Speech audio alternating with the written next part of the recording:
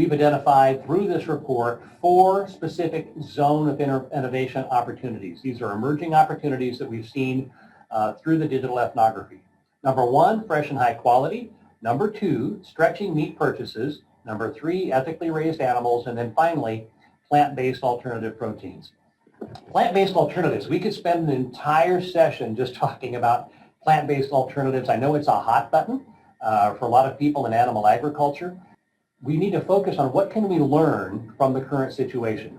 Certainly we can push back on plant-based alternatives, but what can we learn from that, from those who are looking for alternatives that are better for me and better for the planet? Some of the things we know from the research is that today there isn't as much repeat purchase as perhaps many had expected. So there's a lot of initial sampling of plant-based alternatives. People are curious. It's getting a lot of attention. And there is this interest in buying products that are better for me and better for my family. So they're trying the plant-based alternatives, but they don't have the same taste, they don't have the same texture, they don't have the same mouthfeel, and so the repeat purchase isn't what people had anticipated.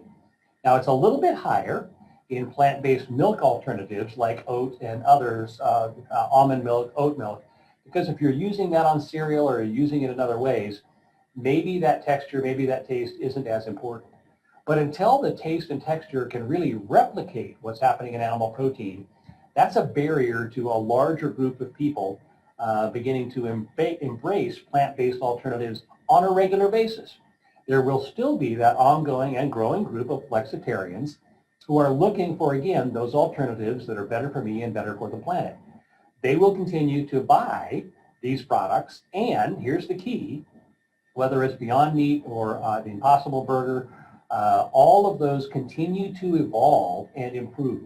So here's what I think the animal protein sector can learn from this.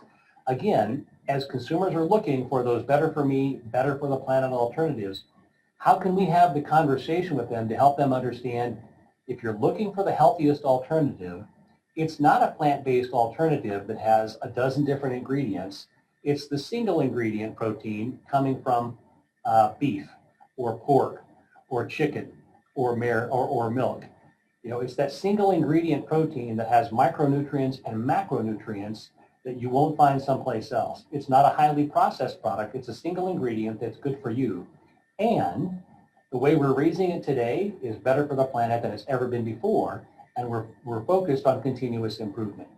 So rather than attacking the plant-based alternatives, we have to be able to compete with them in helping people understand the fabulous nutritional value that comes from animal protein and the fact that we are also dedicated to producing it in a way that is ethical for the animals and good for the planet.